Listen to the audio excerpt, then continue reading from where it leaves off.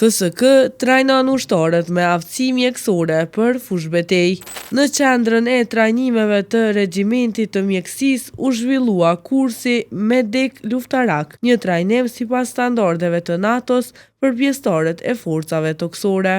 Ky kurs përgatit ushtarët me aftësi bazike dhe të avancuara mjekësore në mënyrë që të ofrojnë ndihmë urgjente dhe efektive direkt në fushbetej.